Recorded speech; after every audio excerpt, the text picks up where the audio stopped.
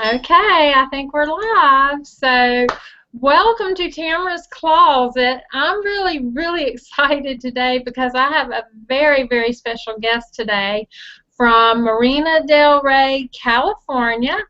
And he has so eloquently graced the cover of Iron Man magazine in 2008, which you can see behind me here. And he has also appeared in the pages of just about every major fitness and bodybuilding magazine as a model and a writer or a subject of dozens of supplement company advertisement. And he's also one of the most sought-after personal trainers and contest event preparation coaches in the field of athletics, bodybuilders, and members of the entertainment industry. And in 2010 and again in 2011, he was awarded the honor of being named the top trainer and author combination by Planet Muscle magazine. And he's also NGA Natural Professional Bodybuilder, and he has been recognized as one of the top drug-free for life bodybuilders in the world.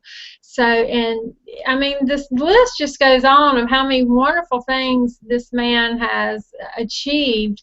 And he is currently a monthly columnist for Natural Muscle magazine, Iron Man, and he writes for muscleandfitness.com, and he's also authored 4 books, which I'm going to have him talk a little bit about today, on the subject of rapid and substantial physique transformation.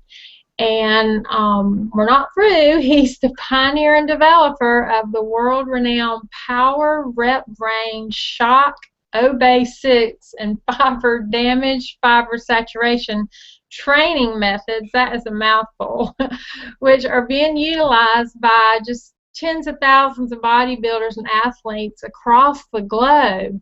So he's really amazing. He's got clients just all over the world, and I wanted just to show you some pictures of him, tease you a little bit, so I hope you can see this.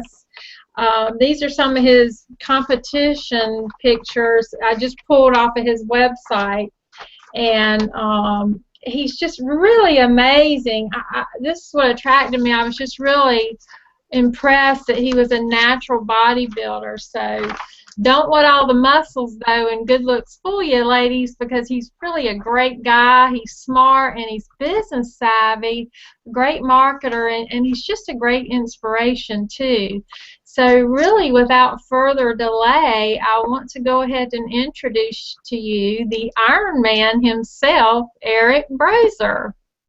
Well, that was quite an introduction. I am very flattered by the introduction. Thank you for having me on Tamarah's Closet today. Well, I'm excited for you to be here, Eric, and I'm just really excited. Eric, I met Eric a couple years or more ago on Facebook. I don't even remember how I found you on Facebook. I think it was just because I was doing fitness competitions, and so I just found you in the news feed, and so I started following you, and I was just really impressed that you also were really into inspiration.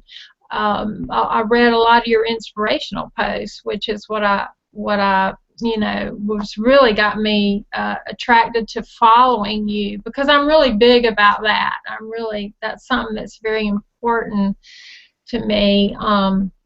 And I have to say that I really had fun putting together this event and promoting you with all the great pictures. But I got to say, it was really hard to focus looking at all those muscle pictures. After a while, I was like starting to forget what I was doing.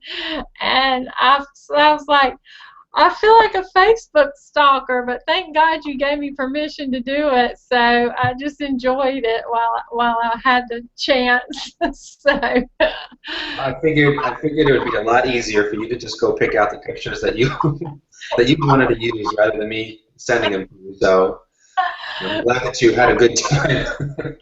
I really did. It was fun, and because I really am into photography too. I love beautiful pictures, and you had some very beautiful professional pictures that were just really well done. And of course, since you model too, that just made it more fun.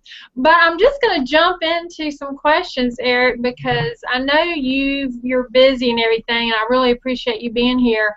But you know, you've been working out for over 20 years, and I just think that's really impressive, because it means you started when you were really young. And you know, there's not a lot of people that at that young age that can get that focus on something. So I was wondering what got you so interested when you were young to get in shape and taking care of your body. Well, to be honest, it's kind of a, you know, it's a mixed story. I mean, I think that ever since I was young, I always had an appreciation for like superheroes and like all those, you know, Superman and the Hulk and all those guys, you know, had amazing bodies and muscles everywhere. I think it was the strength and the power that they exuded that, you know, always impressed me. But myself, I was an extremely skinny kid. I mean, I was 5'11½", 125 pounds. And not very strong. I was a good athlete, but I was not very strong, and I had no, like I said, no muscularity. So, you know, it was always a dream for me to try to think about building muscle. But what really launched me into actually starting was that, you know, I had a tough time in high school. I was bullied a lot in high school because I was so thin, and some of the bigger guys in high school took advantage of that, and you know, that was kind of a situation where I had to either, you know, lay down and just, you know, take it and accept that I was being bullied, or I had to do something about it. So I decided to do something about it. So I got myself into the gym and started to learn about, you know, how to build muscle and what to do. So I tried to create an armor for myself. So when I was about 16 years old, I dedicated myself to it and just threw myself into it completely. And that's what started the evolution of my bodybuilding. And it really wasn't with any intentions of with competing or being in the industry. It was just with intentions of building myself up and getting myself to a point where I wouldn't be bullied or picked on. And you know, so I wanted it, and I just wanted to be more, you know, muscular. So that's how it started. Wow. When you were that age, did people change? Did you notice a change in the people? Did they quit bullying you so much, or was there a change that you noticed? Oh, yeah. Between the beginning of high school and the end of high school, I went from being bullied to being the guy who protected people from bullies. So all the guys who bullied me, they slowly but surely started to disappear and leave me alone. A couple of them actually, by the end of high school, actually came up to me and shook my hand, I guess, out of respect for what I had accomplished, because I, you know, entered high school, like I said, about 120 pounds. I probably left high school at about 180 pounds, which was, you know, not significant in terms of, you know, being so large, but I was very muscular and changed completely. So, yeah, by the time I was done with high school, my life had completely changed in that respect. No more bullying, and instead I started to help out the guys who I saw getting bullied, because I know what a terrible thing it is actually for a kid. Well, I think that's very admirable, and I think that's awesome. And you know, I think Lou Ferrigno, didn't he have a similar story, if I'm not mistaken? Yeah, in a sense he did. I think because he had a hearing problem from an early age, and I think kids picked on him for that. So I think that got him into, you know, bodybuilding, and I'm sure nobody picked on the Hulk after a while. Yeah, I know. Well, did either of your parents ever work out, or did you have siblings that were into fitness at all? No, I didn't. Neither of my parents worked out. They, you know, they didn't really eat any, you know, eat healthy, or, you know, just a very basic, normal. Although my mom was, you know, always in good shape. My father was always a very, very big man. He was 6'4", a very large guy, but, you know, he didn't really take care of himself. But he was always physically active in the work that he did. So really, I was the one who was the initial, you know, the person in the family that got into weight training and got into eating healthy. And I don't think anybody in my family, and I have one older sister, and I don't think anybody in my family really expected me to stick with it. Or do anything with it, but I surprised them, that's for sure, and now they're very proud of me. But eventually, over time, at one point I opened up a gym. When I lived in New York, I opened up a gym on Long Island, and I was training my mom 3 or 4 days a week. I was training my dad. I was training my sister. So eventually, everybody in my family jumped onto the fitness, with me. So eventually, I got them. Oh, now that's impressive. That's awesome. I've never been able to get. I have a sister that works out, and my oldest brother, he did in high school. He ran or something, but no, I've never been able to get my family really big into it. That's impressive. You were able to do that. I think that's awesome. It really is. But I have to ask you this, but this is always something important to me because I think every big dreamer has a mentor, and sometimes we have a mentor when we start out when we're young, and then later in life, our mentors change. And I was just wondering, who would you say was your mentor in the beginning, and then do you have a special mentor now? And it doesn't even have to be a bodybuilder. It might be someone that inspires you, I guess. Well, I mean, I don't really think I traditionally had a mentor. I can't point to any one person who I looked at and said, this person is inspiring me, this is the person I want to follow. I think that, there were certain individuals like Bruce Lee in the martial arts, and the way he approached his life. Obviously, Arnold Schwarzenegger impressed me from an early age, and any athletic type. Whether it doesn't matter what the sport was. If I saw somebody taking care of themselves, and I saw that they had a standout type of physique, that impressed me. But I don't think there was necessarily any individuals that I followed. I just think that it was a certain, maybe any quote, anything that I would see or read that would impress me or inspire me. I would take into my mind and assimilate it and put it forth in what I do. So as time has gone by, I haven't really changed mentors. I mean, I've had favorite bodybuilders, physiques that I appreciate maybe some more than others. Maybe it's bodies that were more similar to mine. I've always appreciated the artistry of physique, not necessarily being the biggest, guy. Some bodybuilders just want to be the largest. I always wanted to be the most sculptured, the most aesthetic looking, proportional, symmetrical, and look like a work of art. Look like a living work of art was always my goal. And also that probably comes back to when I was younger, and I still do a little today. I was an artist, so I appreciated lines and shapes and forms, and I guess I brought that into my bodybuilding. So I can't say anybody really truly specific. I think I just kind of grabbed from people here and there. If I admired them physically, or things that they accomplished, or probably most of all just an attitude towards life. I think that when people would, I think the people that defied the odds, the people that didn't listen to the naysayers and pursued their goals, no matter what anybody said, those are the people that impressed me the most. Right. Now, do you read inspirational books? Does that what helps keep you focused too, as well?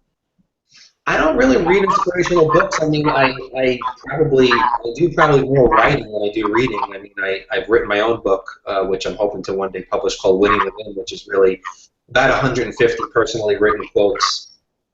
So I think that it really isn't that I read a specific book. Like I said, I think that I may read about somebody saying something or accomplishing something, and that will always impress upon me. And like I said, I'll assimilate it. I'll make it part of my overall mindset. And so I think it's just kind of like a cumulative thing over the years that I always watch for. Whether it's reading it on Facebook or reading it in a magazine or hearing it on TV or seeing it in a movie, it could come from anywhere.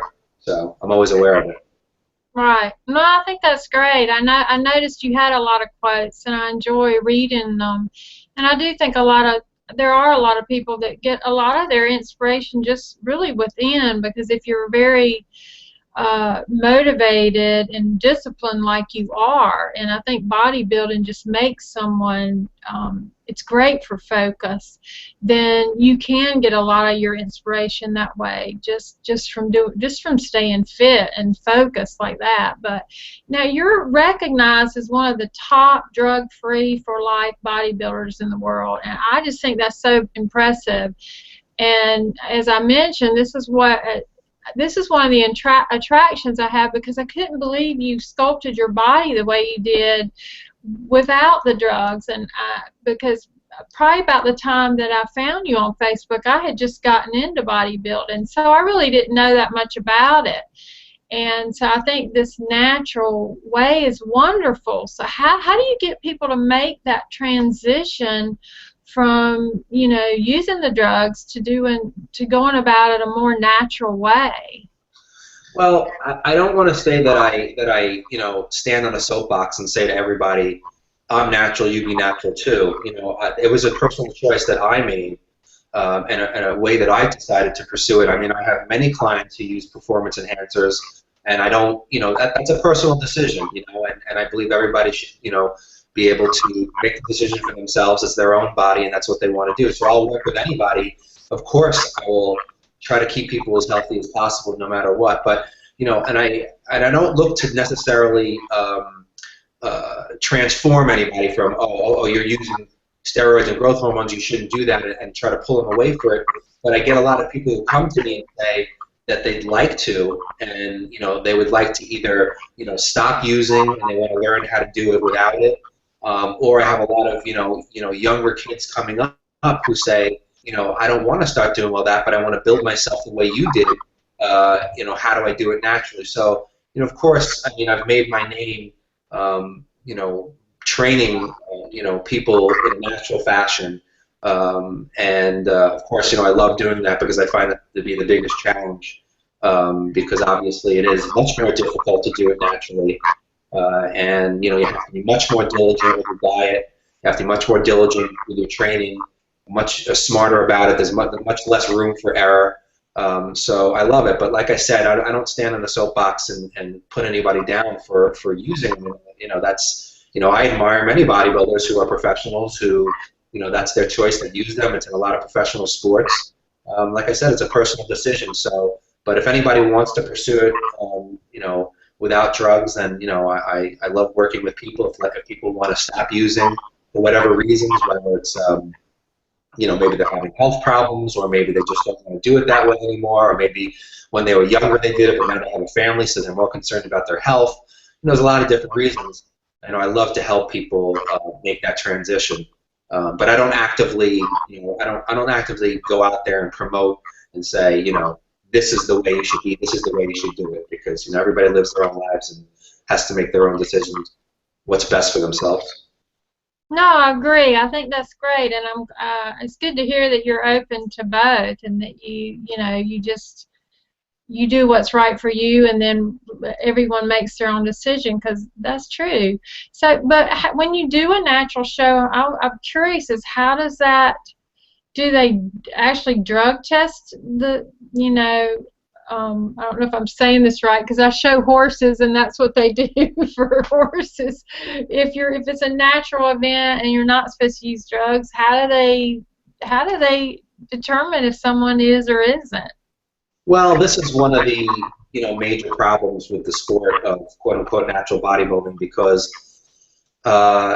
it's kind of a tough situation, because it doesn't, unfortunately, and I don't know why, and I hope that one day it'll change. I don't know why, but well, I do kind of know why. People like to see freaks. People like to see things that are, you know, extremely unusual. So they would like to see a guy who weighs 300 pounds on stage with 3% body fat versus a guy who weighs 200 pounds on stage, 3% body fat. So natural competitions hasn't gotten as much attention in the media, hasn't gotten as much money behind it.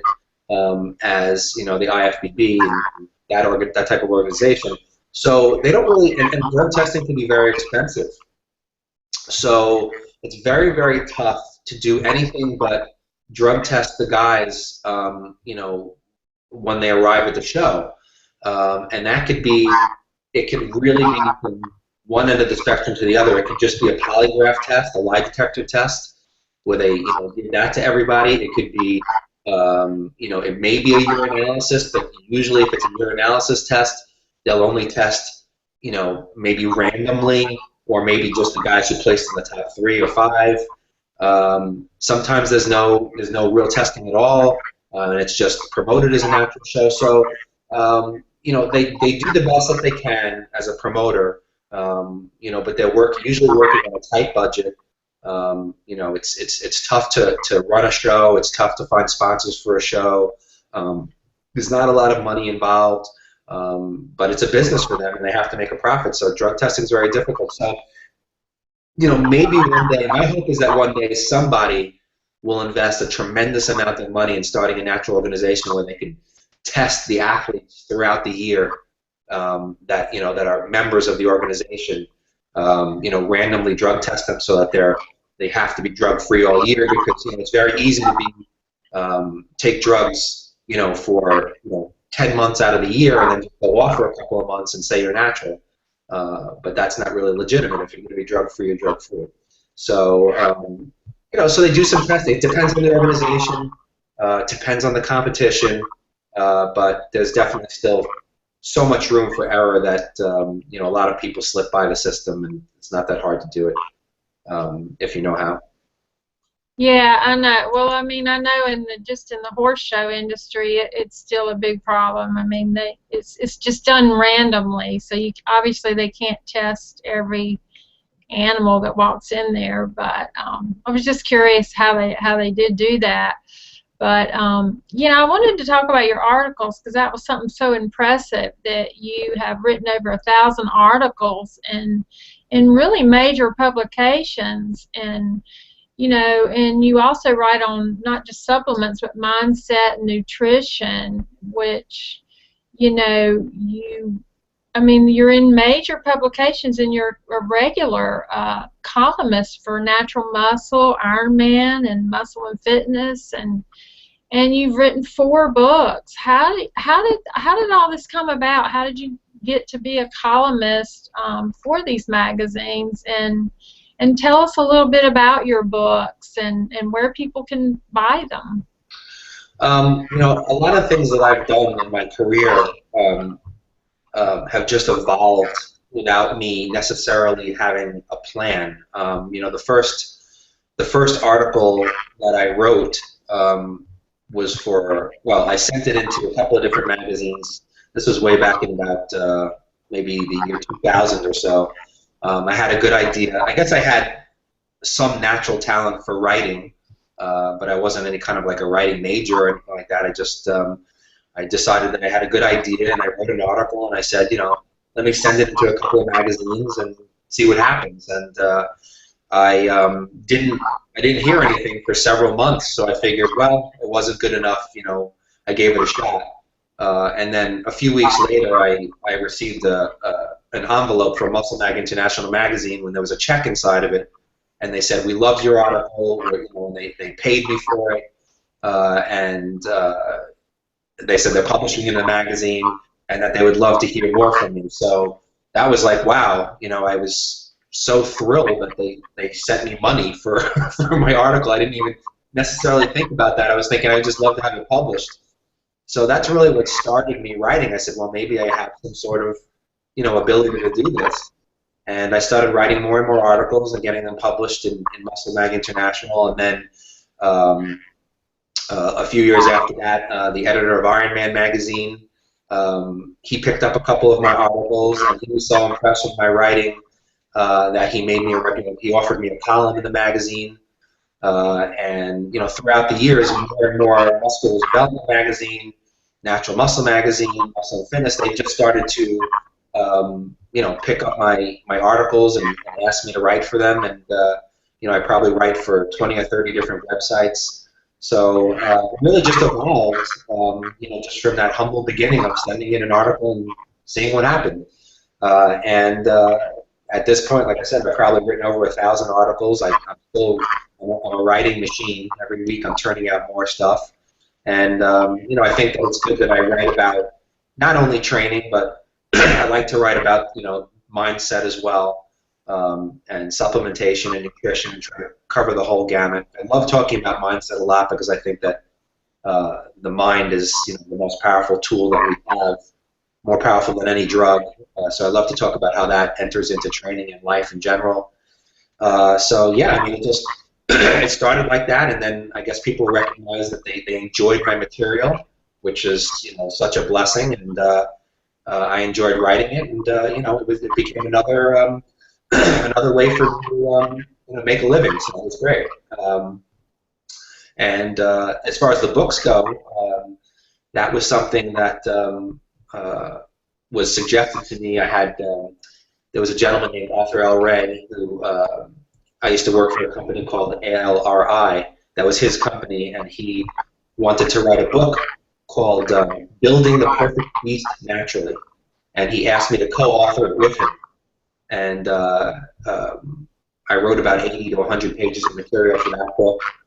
So that was, and that book was produced as a regular softcover book that was sold on the internet, and you know, we did fairly well with that.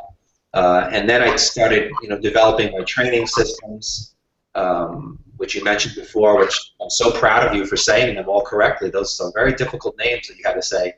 Power, rep, rate, shock, fiber damage, fiber saturation.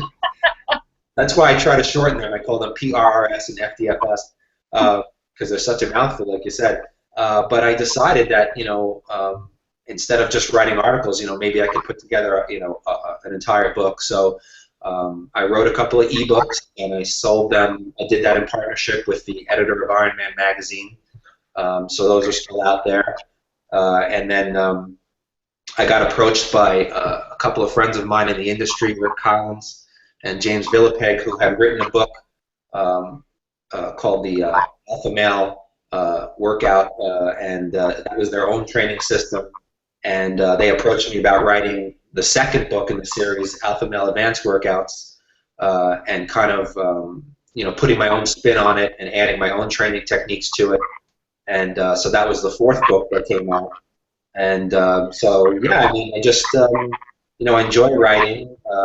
I enjoy trying to get my point across in an interesting way, using a little bit of humor, and you know, not necessarily being overly technical. I like to speak to people. I don't want to speak over their heads. Not everybody has, you know, studied the human body. Not everybody has studied physiology and kinesiology and those things. You know, so I like to talk to people in a way that they understand, and bring some humor into it. And yeah, so that's how I started the books. And any of those books you can find if you go to my website, which is www.b-built.com. You'll find links on there and how you can get my books. So, and it's easy to find. And I also have a DVD, I should mention, also my Power Up Brain Shock training system. Yeah, I bought your cover for that. Yeah, there you go. Well, you're very good at finding these things. Yeah, so that's a DVD as well, and that takes people through my Power Up Brain Shock workout. And that's also, you can, you know, go onto my website and you can find the link to purchase that. That was a great project that I did with Iron Man magazine, and it was actually their #1 selling training DVD for about 4 or 5 years straight. So I was very proud of that. And I'm sure I have, like I said, I have a couple other books that are written. One of them, like I said, is a book of quotes, inspirational quotes. I figure out how I want to publish that, but and I'm sure I'll have a few. I have a few more in my head, so I'm not done yet. No, I think that's great. And this DVD, is this, can women benefit from this, or is it more for men who are trying to really build a lot of bulk? Well, as you know, my clientele is really 50% men, 50% women. So what I have done is I have sort of created a system so that I can make it work for whether you're a man or a woman. I can, depending on your goals. I mean, there are some women out there who want to build a tremendous amount of muscle, so Power Up Brain Shock works great for them. Would I use Power Up Brain Shock for a beginner, a woman who just, perhaps gave birth to a child and wants to get back in shape. No. So I personalize all my training programs based on the individual, their experience, their goals, their age, their physical capabilities, the equipment that they have. But to answer your question, yeah, I've used Pyroreparaine Shock, I've used fiber damage, fiber saturation with many of my female clients, and they benefit from the same way that guys do. They build a tremendous amount of muscle and strength, and if that's their goal. Sometimes I modify things a little bit because there are some differences chemically and biologically between men and women, so I do make those changes. But the basic outline I've used very successfully with women as well as men. Okay. Okay, because I know I was wondering if that would be good for like women who were doing like the figure competitions. Absolutely. Yeah. Okay. Cool. All right. So you answered that question, and now I wanted to ask you something kind of fun. It was a lifelong dream of yours to be on the cover of Iron Man magazine, and you made that actually a reality in 2008, and I blew it up really big. So I'm hoping you can see this really good. It's hard for me to see. It even has my signature on it. I know.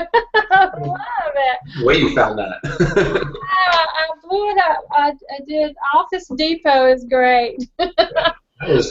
But I wanted you, and I know, and I took some more pictures that I just picked out pictures that because I thought this is obviously, was this something you did for a magazine as well? No, that was Iron Man, but that was from, that might have been from a different shoot. I've done several shoots with Iron Man magazine, so that could have been from a different shoot, but that was the same photographer and for the same magazine for another article. Okay, because I mean, you're very photogenic, and the pictures are just, I mean, there's tons of them, and I've put them all over my Facebook wall. But, I like the ones that you pose in, too. I just thought that they were really, really great because that pose, when I saw that, that made my legs hurt. I was like, I hope you didn't have to hold that for a really long time. But you look great. But I wanted you to tell us about how did you land that cover, because that must have been, I mean, I just think that would be such a exciting and emotional feeling to know that you're going to be on the cover of a magazine. And so how did that happen? Well, I had, like you mentioned before when you were in your opening, I've been in many of the magazines, either in, stories were done on me, so there was photos of me with the story. Iron Man had run a bunch of different stories on me, and I've been in a ton of different advertisements for supplement companies, and so I was always in the magazines for many, many years. But my goal was always to be on the cover of a magazine. To me, that was just like an ultimate goal. And whether I'm on one magazine or 100, I don't really think it makes so much of a difference to me. It was just a goal to just make it to the cover of one magazine. And as I was getting close to my 40th birthday, and I was writing for Iron Man, obviously, at the time, they brought up an idea to me. They said, why don't you write an article about how you have continued to improve your physique, not only through your 20s and 30s, but now into your 40s, and get better with time, rather than what most people think that as you age you're supposed to, start to fall apart. And so I said, great. I mean, I'd love to write an article like that. So I wrote a whole article about training. Once you get into your 40s, I think I called it 40 is the new 20 or something like that. And then it was suggested to me. They said, hey, listen, this is going to be a great article. Why don't you get into tip-top shape? Fly to California, and we'll do a photo shoot with you. And if and if it turns out well, maybe even get you on the cover. So, I quickly got myself into, hopefully photo shoot shape. And I flew to California. At the time, I lived in Florida. And yeah, I did a photo shoot with Mike Neville, who was doing all the photo shoots for Iron Man. an incredible photographer. And yeah, we took hundreds and hundreds of pictures. And when we were, done with the shoot, he kind of brought me behind the camera, and he started showing me some of the shots. And he said to me, this is a great picture right here. I really like this picture. And a couple of weeks later, I got the email that that picture was going to get put on the cover of the magazine, and it would be for the October issue. So yeah, that was just a dream come true. Just to know that, from where I started as this skinny kid who was bullied and people picked on, people, when I started bodybuilding, they told me, that I didn't have the type of genetic body that could put on a lot of muscle. They told me that I was wasting my time, and people would tell me, you're not going to get anywhere with this bodybuilding. What are you spending all this time bodybuilding? It's not going to make you a living. It's not going to result in anything.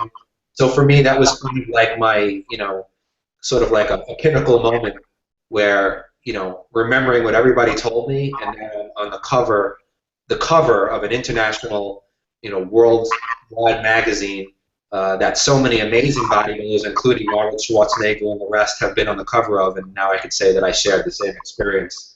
So it was amazing. Yeah, it was such a thrill to do it and to find out that I made it. So, and it's definitely one of the highlights, I would say, of my career. Oh, I think it's awesome. It's awesome. Well, I didn't know how you were going to show up today. I didn't know if you were going to, show up like Matthew McConaughey with no shirt on or what.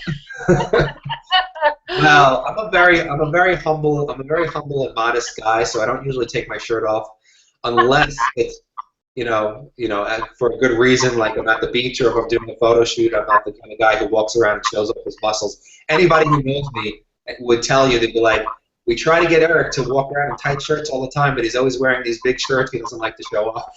Well, you can show us your guns or something here. I'm sure the lady. Yeah. Really done. Yeah. Well, maybe if they paid me the same money as Matthew McConaughey, I would take my shirt off 24 hours a day.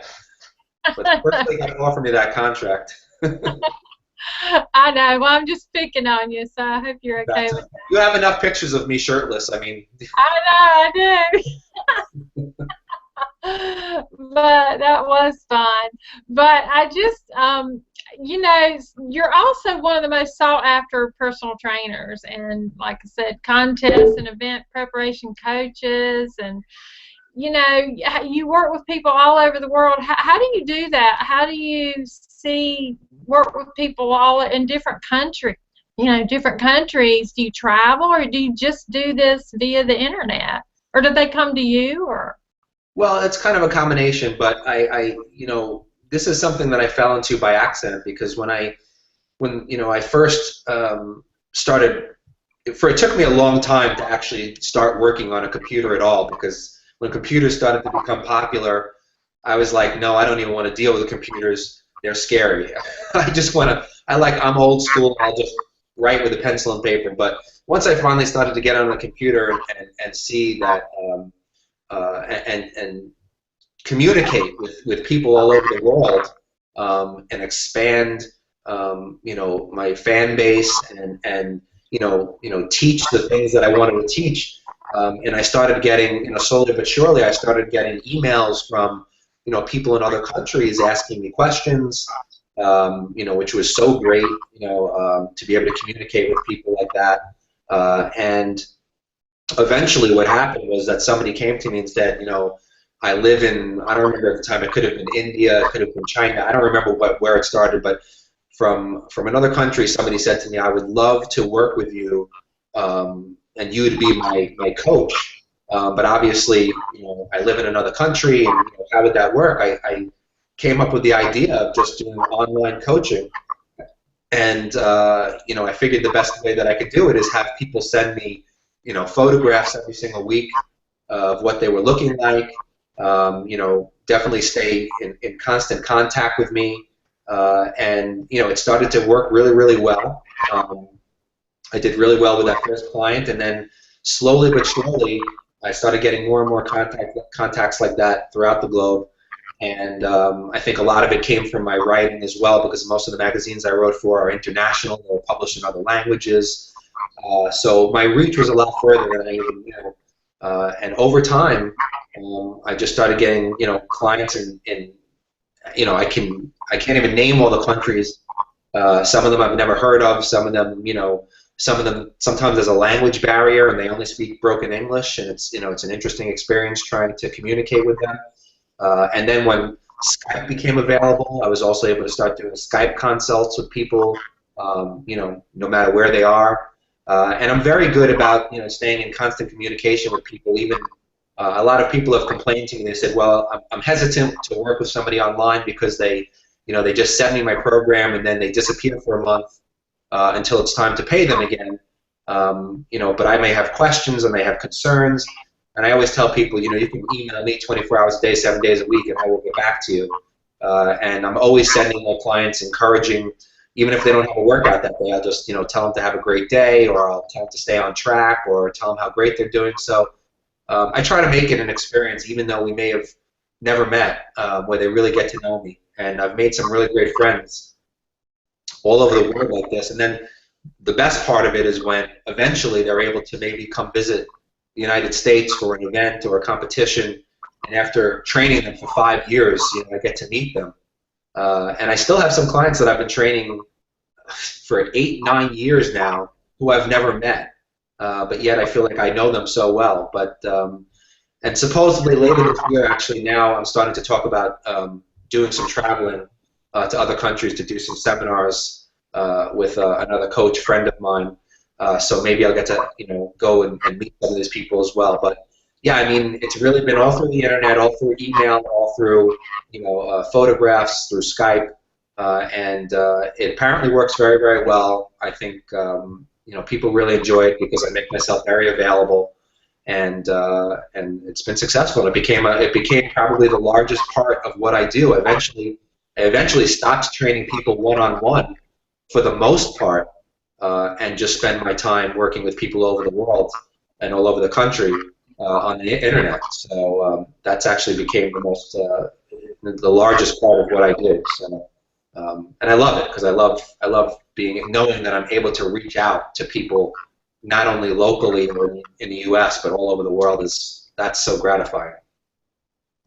Oh yeah, I think it's awesome.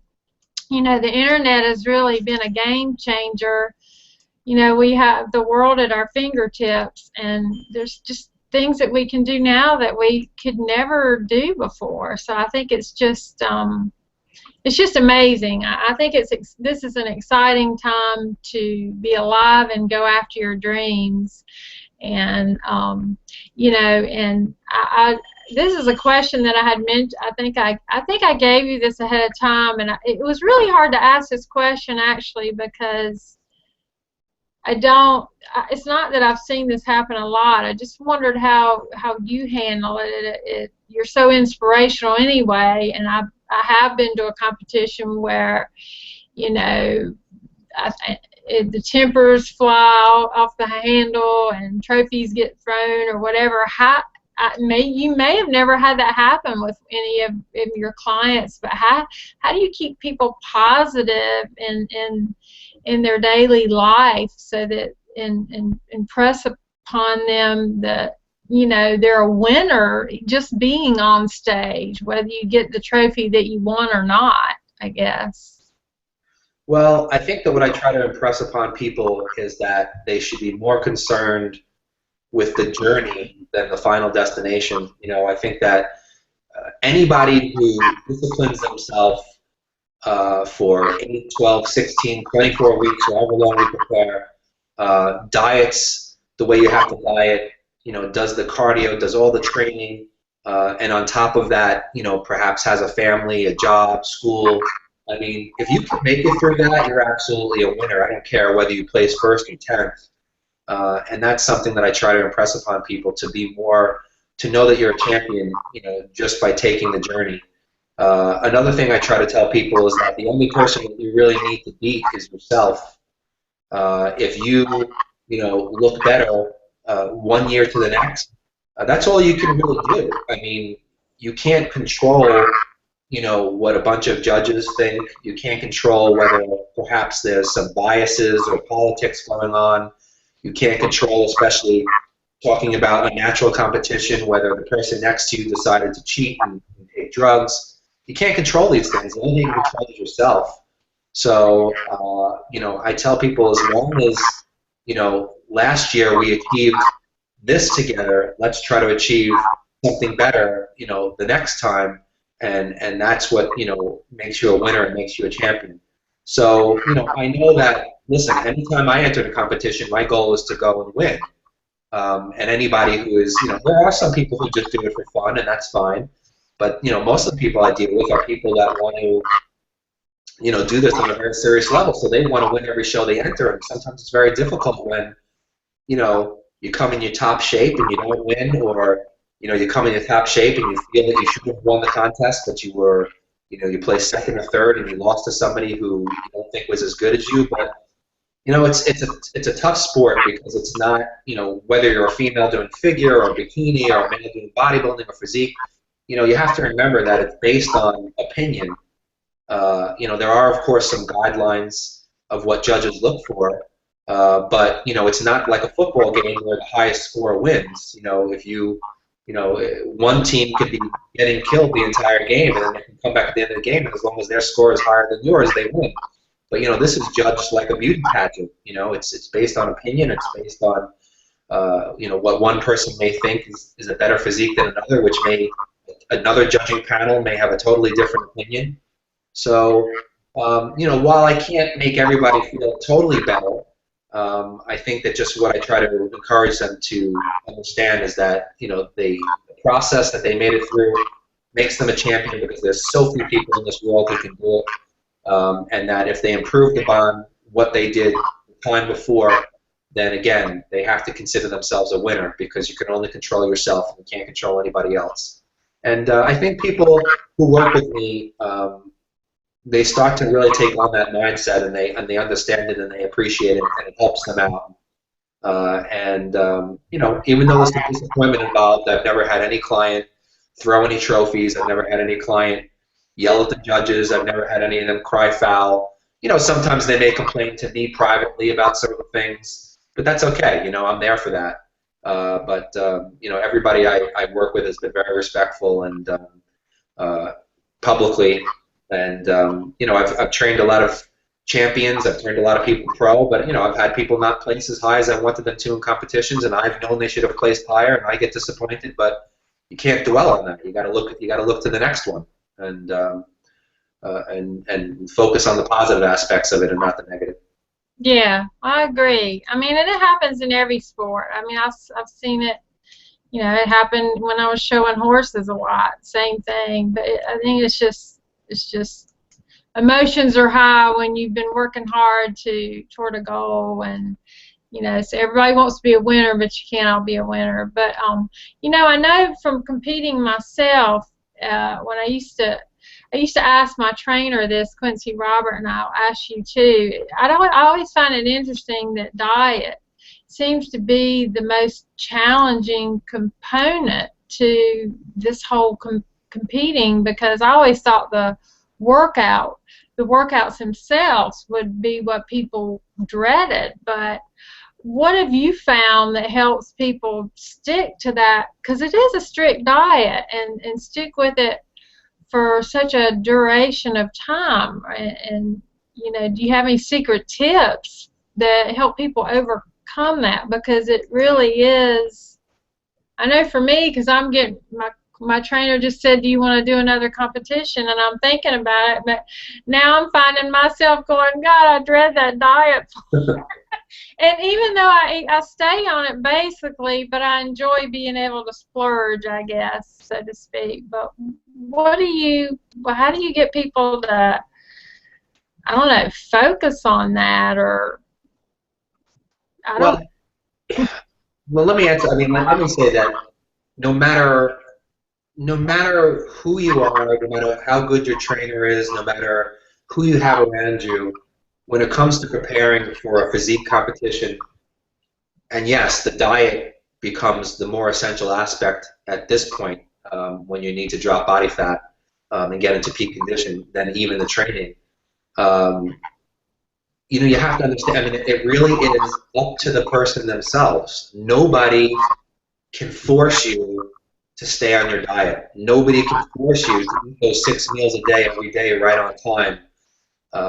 You know, it's really up to you. So you have to be somebody who is tremendously self-driven, tremendously disciplined, and you have to want it really bad. And that is why, even though, yes, we see, you know, hundreds of thousands of people get ready for competitions all the time, in the scope of things, the amount of people out there training, it's a very tiny little percentage of people out there that have the discipline to enter a competition. And there's a lot of people who have entered one competition and will never ever do it again. I know countless people who have tried to enter the competition, 3 or 4 weeks into it, they quit. And I don't really blame anybody, because you know what? I've been through it so many times, and it is one of the most difficult endeavors, I think, in sport.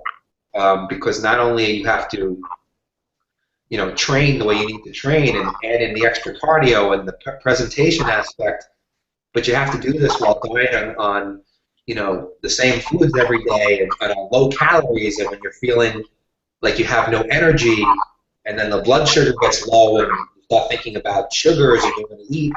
So it's such a tough thing to do. So I don't really think that there's any, you know, tips. You have to be self-driven. You have to have the discipline. You have to want it bad enough. You know, if there's no excuses. If you want to show up that day at your best, you have to put in, you know, 100% effort in every aspect. You know, obviously, when I try to diet people for shows, you know, I have ways of dieting people that maybe will make it a little bit easier for them, or you know, supplements that I use that maybe can help them be more energized, or, you know, I try to keep my clients, when they're not preparing for competitions, I try to still keep their body fat rather low, so when they get ready for a competition, it's not such a struggle.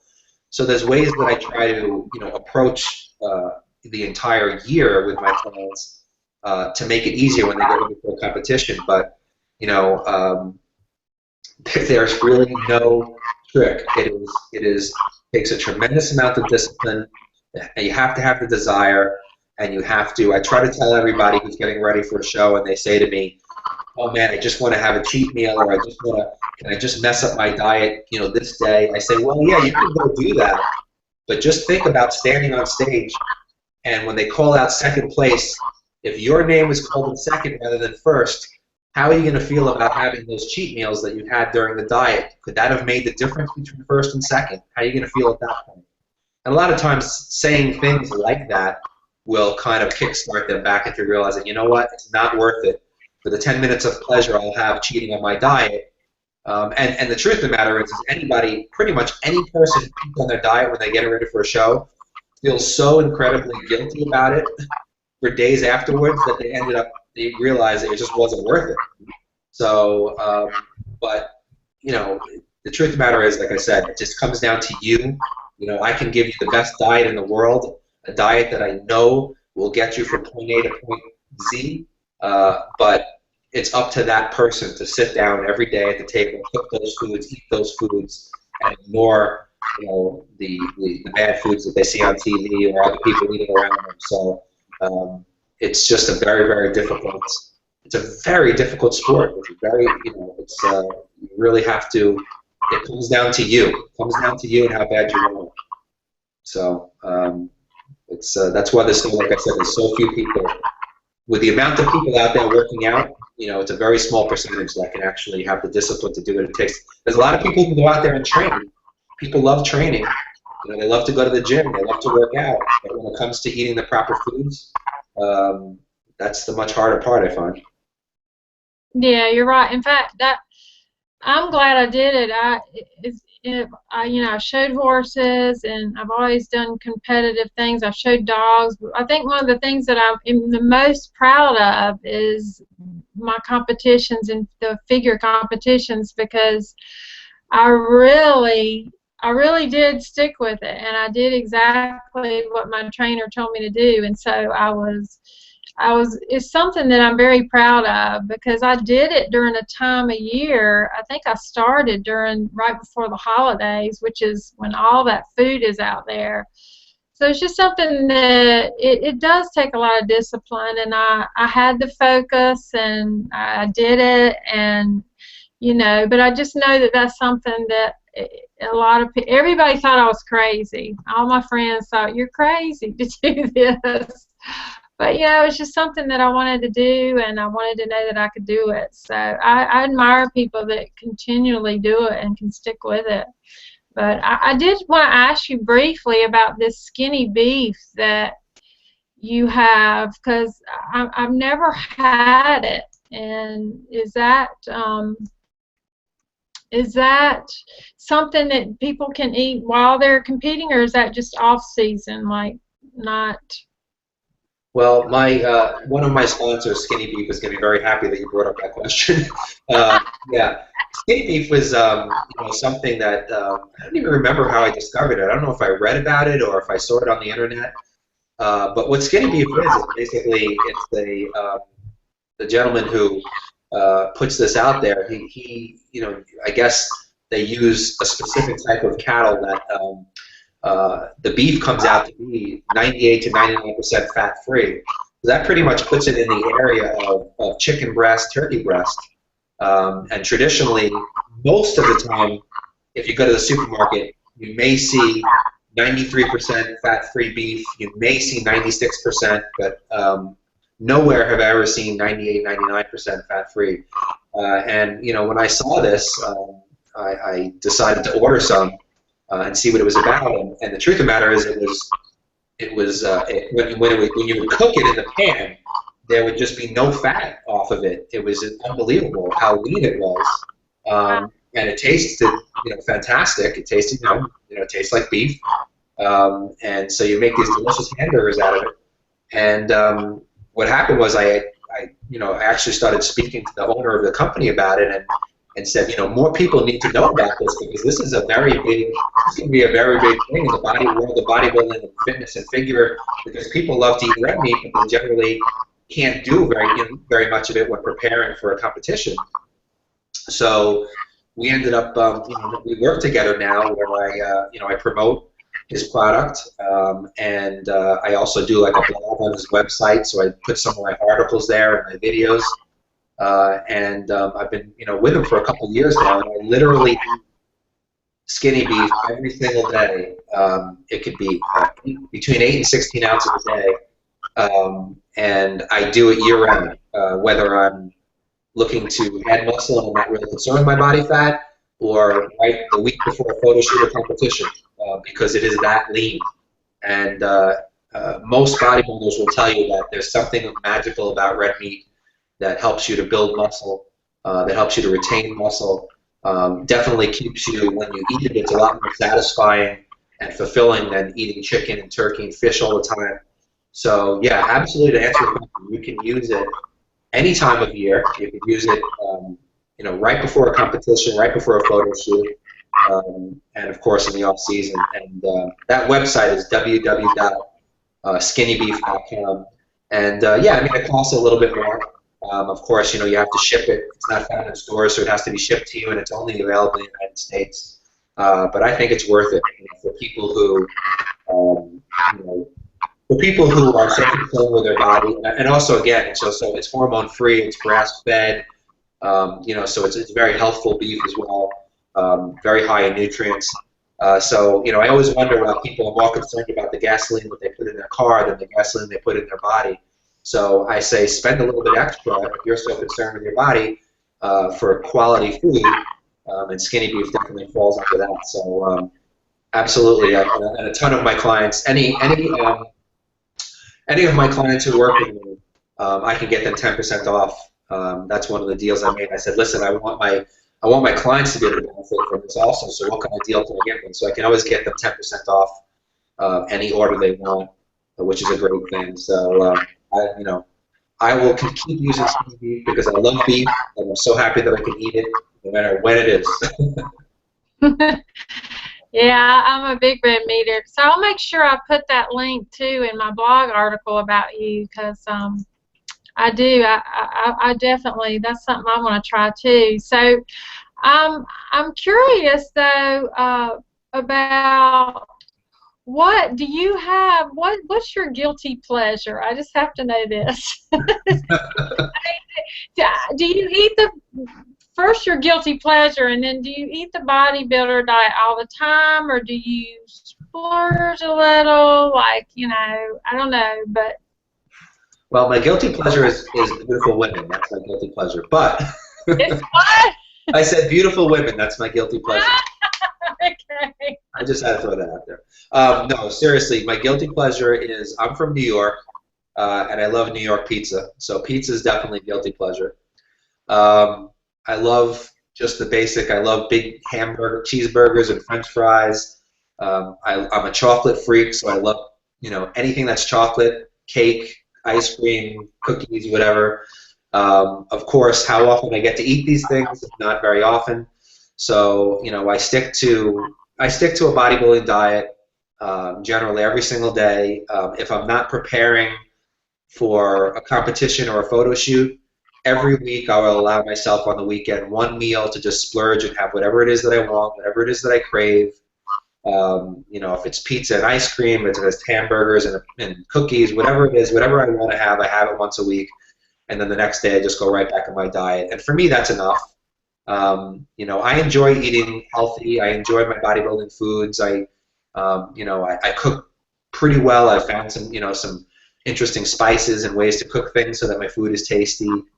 So I don't mind it, and I like the way I feel when I eat healthy. I don't necessarily like the way I feel when I eat junk. I definitely don't have as much energy. I don't digest it as well, but I definitely like to have that taste of something, and to just not think about measuring my food, or be able to go out with a friend and go to a restaurant and order whatever I want, rather than trying to find something on the menu that I can eat. So it's definitely a mental and physical release for me once a week. But when I'm preparing for something, and when I say to myself, now I'm in preparatory mode, and depending on what condition I'm in, it could be 8 weeks before, 12 weeks, it could be 16 weeks before. When I cut it off, it's gone, and then you can't get me to cheat. You could surround me with every one of my favorite foods when I'm starving, and I won't touch it. Once I flip the switch, it's done, and I'm not cheating. So and that's the way I operate, and that's the way I encourage my clients to be as well. I don't think there's any room for cheating when you're preparing for something. I think that get on stage, get there in your best, and then that night go out and enjoy yourself. And if you don't have another competition, then get back on your diet and enjoy yourself once a week. I think that's a very fair way to do it. Oh yeah, and that's what I'm like that. I know when I'm ready to get serious about like competing or something, then I literally can just cut off everything. But I guess my guilty pleasure is red velvet cake. But you know what? Well, after a competition, I couldn't believe when we have the pig out meals. So many people said the same thing you did. Pizza was like one of the #1 things that people were going to eat after the show. I go, well, what are you going to eat after the show? And half the people said pizza, and I was going to eat a big ribeye steak, and people thought, that's crazy. Why wouldn't you eat like fried chicken or pizza? But for some reason, a ribeye steak and one of those little small cakes was what I would eat. I was like, I was going to get my sweets in, whatever. But anyway, but what does the future look like for you, Eric? Do you have like, I mean, it sounds like you're going to be doing a lot more writing, but do you have plans laid out for you in the future? And will we see you on another cover maybe of the magazines, or? Well, as far as any covers of magazines, I guess it's always possible to see me on a magazine cover, and if anybody wants me to shoot a magazine cover, that's awesome. That's a blessing. It's not something that I'm going to, go out and try to pursue. If it happens, it happens. That'll be great. I think that, I think I'm good for magazine covers in the sense that, again, because I'm, drug free for life, and because, I am at this point 46 years old. People probably don't really believe that, but, I like to show people that, you can continue to get better every single year if you do it right. And that's really, that's really where I come from. But, this year I started shooting a show on the internet called Be Built by BROSER, which is in conjunction with Muscle Insider magazine, and I do that here in LA, Gold's Gym Venice, or sometimes Venice Beach, or various different gyms, sometimes at my home, where I teach people, training techniques, or talk about, all the things that I do in my articles. But this way I can show people, what I do. Sometimes I could bring my clients on it.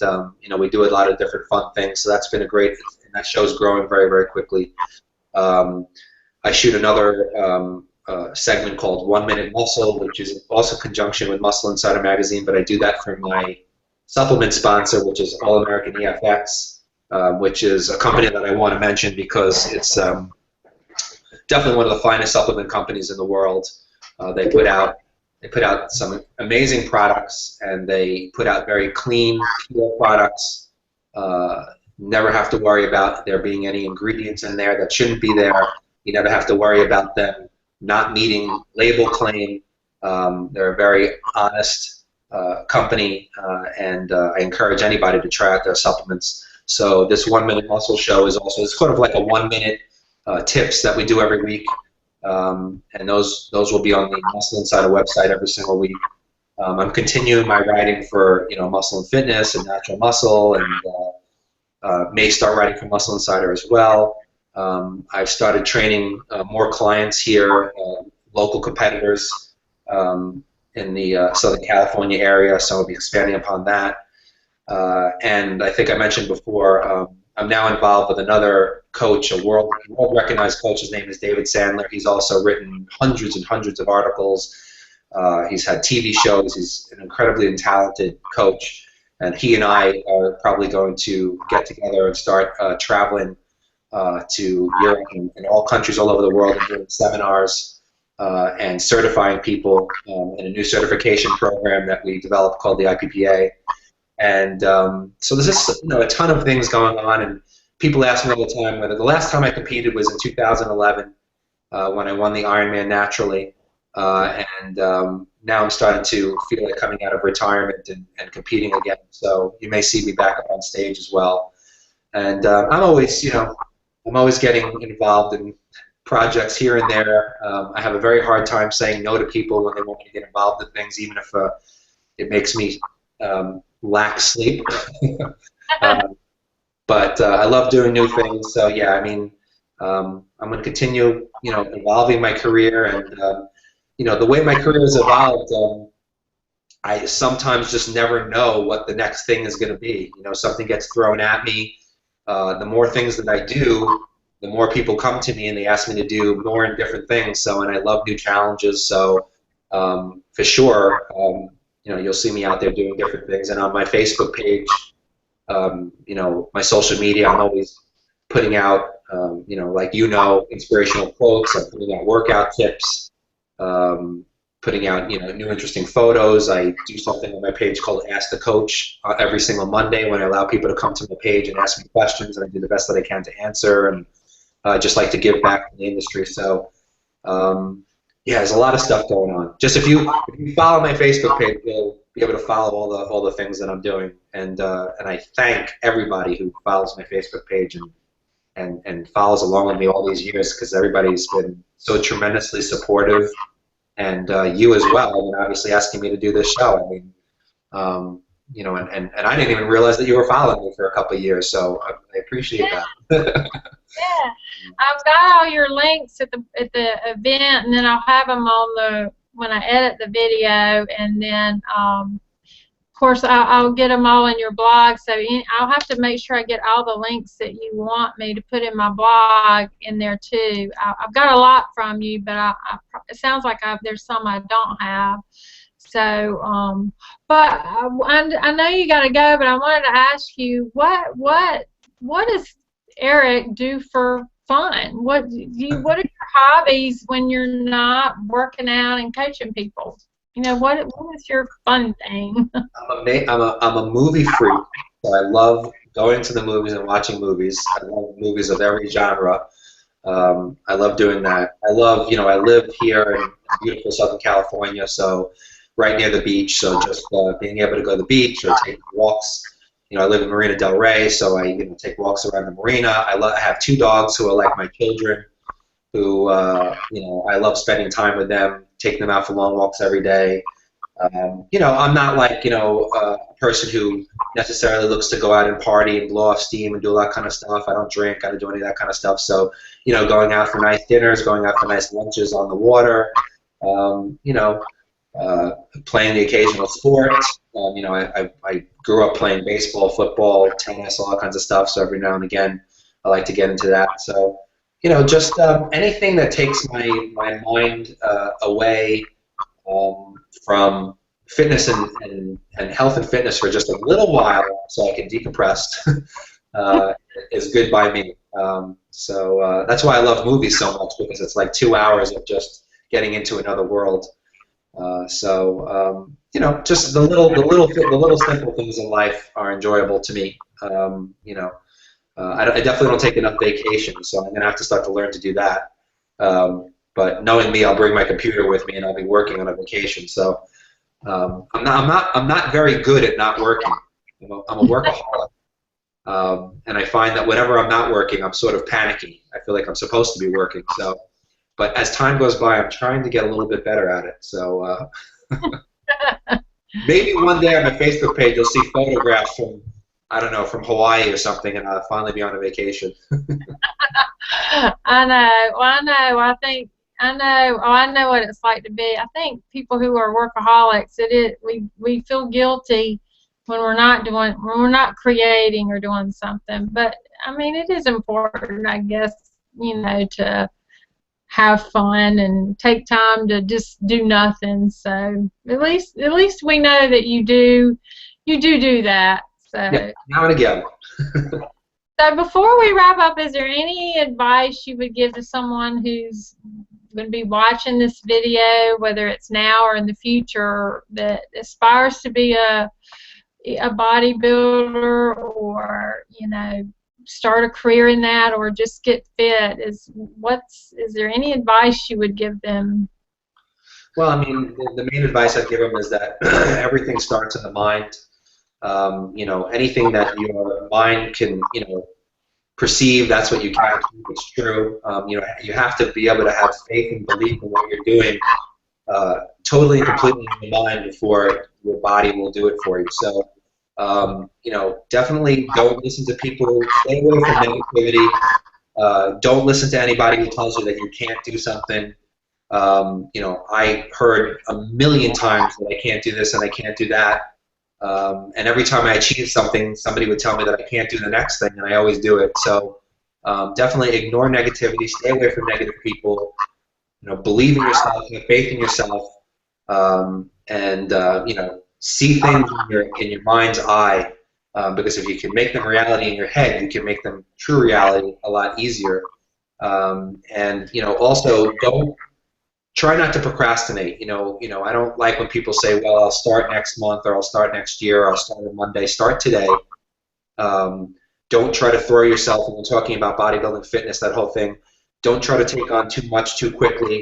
A lot of people fail because they try to go from 0 to 60 in 1 second. Take baby steps. If you don't work out at all, start by, whatever. It takes 3 30-minute walks a week. Get into the gym 2 times a week. Don't try to go on some professional bodybuilders program right away. Take baby steps and let it grow over time, and don't burn yourself out. You got to be consistent. Consistency is the key when it comes to fitness. You can't be in the gym 1 week and not the next week. You can't eat well one day and then the next day eat like crap. It's not going to work. And also, seek as much knowledge as you can. The internet, like you mentioned before, is a game changer. I mean, there's so many amazing articles and trainers and coaches and people out there that you can learn from. Back when I started, there really wasn't anybody to teach me what to do. But now you can go on the internet and you can learn.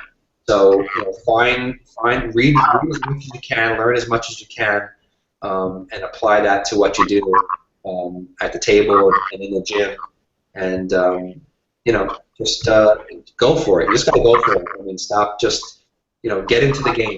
Stop watching from the sidelines. And get on the field and do it. And I don't care if you're very obese and you've had trouble your whole life losing weight, or if you're extremely skinny and you don't have any muscle. I mean, I've seen people make the most incredible transformations. Nobody ever thought that I would ever be a bodybuilder. Never, forget about being a professional bodybuilder when I was young.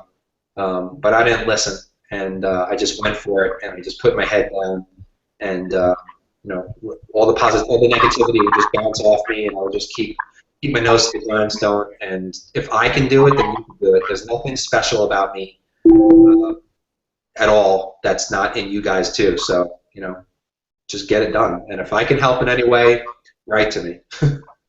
Well, that's great advice. I've got this this little thing here with your website on it. I hope this shows up. It does. Wow, look at that. Yeah, so which way do I need to go? Are we on there? All right, well, you move it over to your right a little bit. To my right? You're right. Now you got it. Now you're centered. Yeah. So Perfect. this is where you can find Eric and b-built.net, and then make sure you follow tamarahscloset.com, because I'm going to have a blog about him. And I'll have all kinds of links in there about Eric. And I really hate wrapping this up, Eric, because this has been so exciting. I have to tell you that my birthday is Sunday, so you've given me a wonderful birthday present by agreeing to do this. I'm just so happy about this. And I just want to thank you again for, sharing your knowledge and your experience with me and all the viewers that are going to be seeing this. And it's really been a pleasure today just talking with you and hearing about your success stories. And I know you'll keep up the great work and keep on inspiring people with your passion just to keep people fit. So I do hope you'll come back again sometime and do this again with me, because I know there'll be more questions. And so for everyone who's watching, stay tuned for my blog article on tamarahscloset.com, and I'll have links in this video so that you can find Eric and me both, and catch the recording. And you can also, because Eric is also on Facebook, Twitter, and Pinterest, and I think I have all those links at the bottom of the event page. So they'll be in my blog as also. So we'll, just thanks for watching and for your continued support for Tamarah's Closet. I got another guest lined up. It's a local artist who's I've known for years, Adrian Doss, and more fun people coming. So thanks again. Have a rocking day and be the best version of you in 2015. Get fit and fabulous, and make sure you get in touch with Eric and stay tuned to all his inspiration and his TV shows, which I'll put those in the blog as well. So I'm going to end the broadcast, Eric, and before you hang up, don't hang up yet. I'll see you in a minute. Okay. Thanks a lot.